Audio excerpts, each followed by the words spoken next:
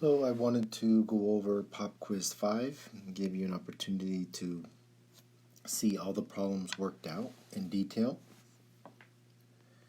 So the three possible rate laws in the quiz are shown here. I encourage you to pause the video and determine the overall rate law and compare to the work here. So the first thing we're going to do is write the rate law for the slow step. So it's D times A. We look at the role each play, and D is an intermediate because it is made first and then consumed. Because it's intermediate, it is not an acceptable rate law.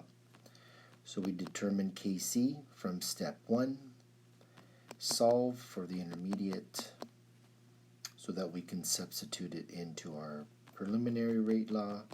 And if we do that, we see we have 2 A's and 1 C, which gives us A squared times C, or second order in A.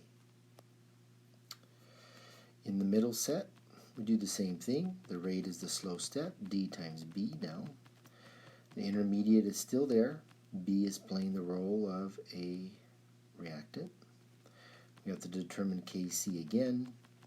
And if we do that, we get the same expression for the concentration of D.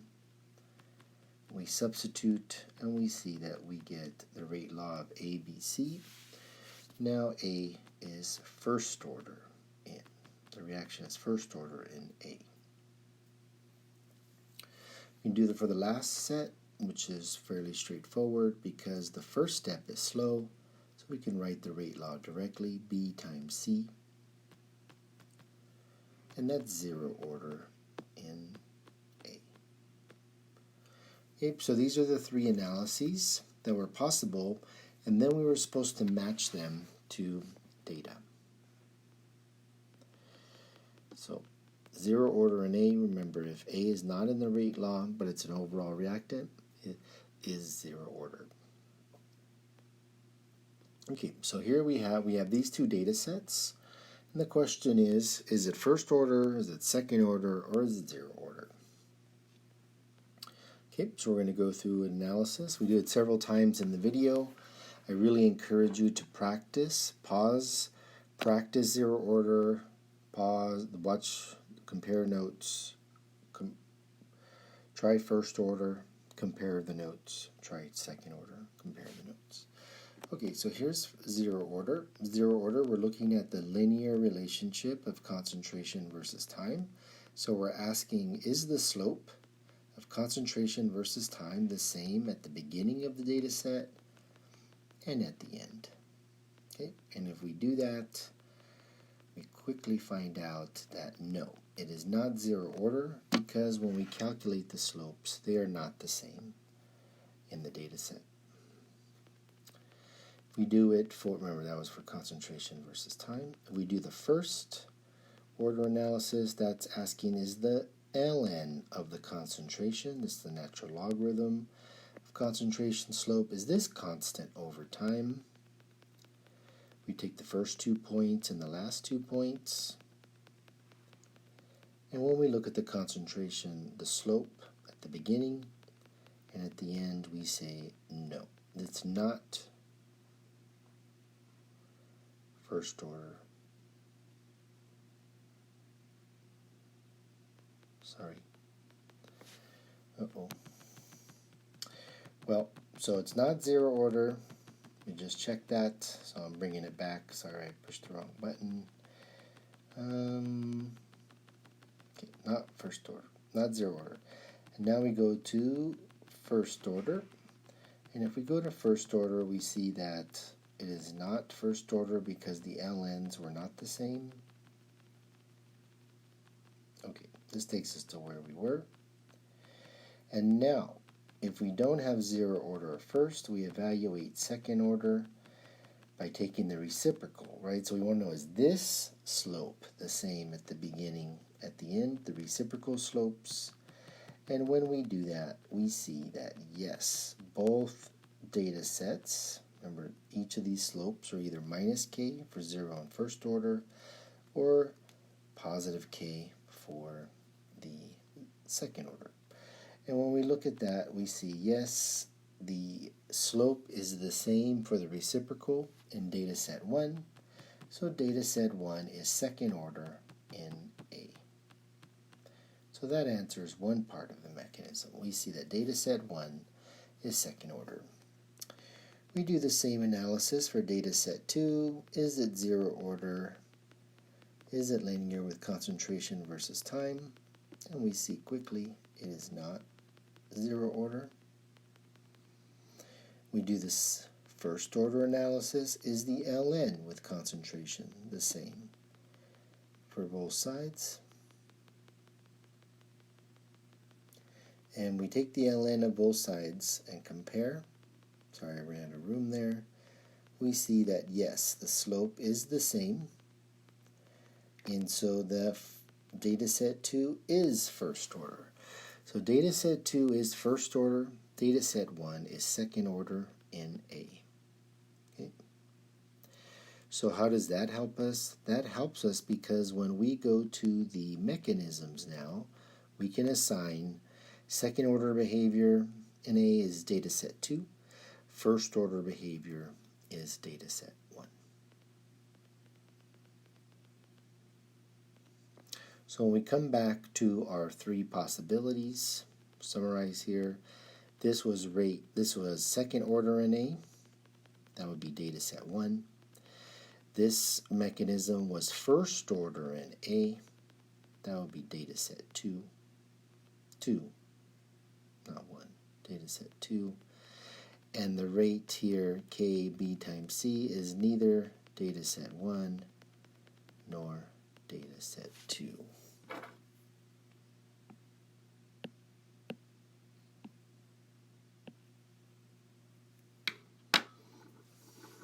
Data set 2 for the middle one, first order.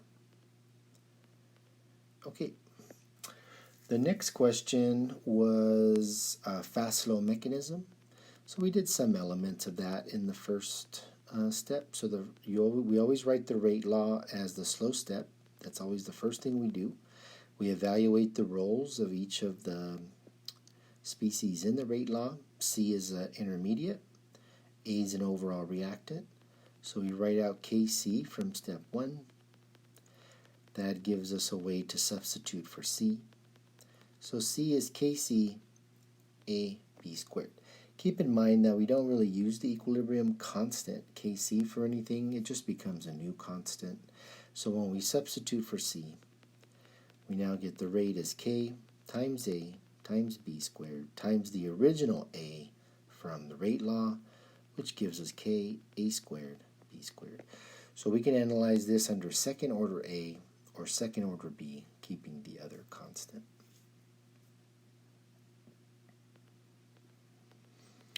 Okay, here you're given a data set of barbituric acid at room temperature, and we want to know the half-life of the reaction.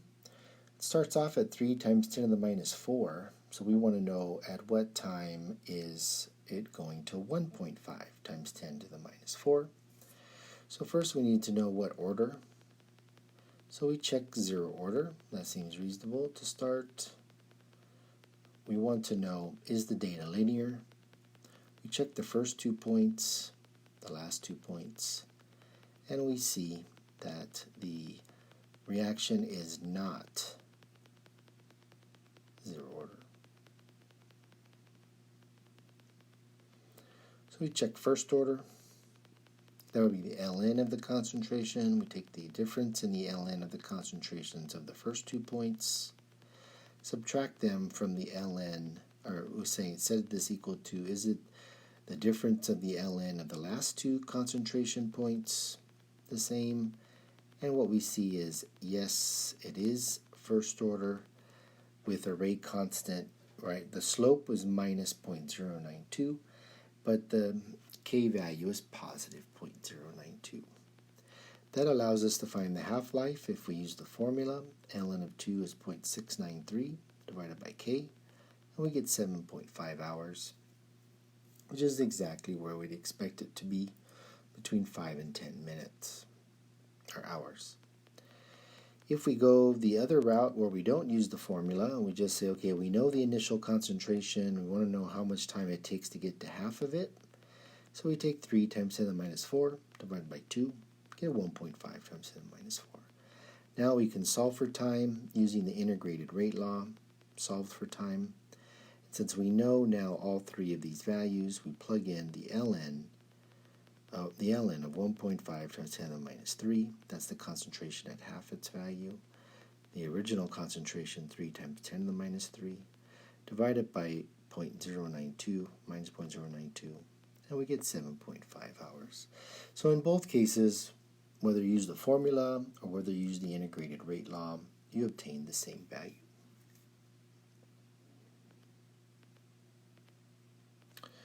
This was the second data set. So the preliminary analysis is to find the order. We want to know, is this zero order or not? So we check linearity, the first 2 points and the last 2 points, and we see that no, the data is not zero order. It is, they do not have the same slope at the beginning of the data set and at the end with concentration and time. So we go to first order, we check, is the ln linear with time? So we do that, we find the slope at the beginning, the slope at the end. Compare them, and the answer is yes. At the exact same value, minus 2.5 times 10 to the minus 3, which is equal to minus k. Now with this information that we have first order kinetics, we can then use the formula again, ln of 2 divided by k, and we get 275 minutes, which is between 200 and 300 minutes, which is what we'd expect in the problem. Right in between these two values is where 0.05 would be. We could also calculate it using the integrated rate law. 0.1 is the original concentration, half of it is 0.05. We can solve for it this way, and we get the same answer, it's just not using the formula. But you can always use either expression.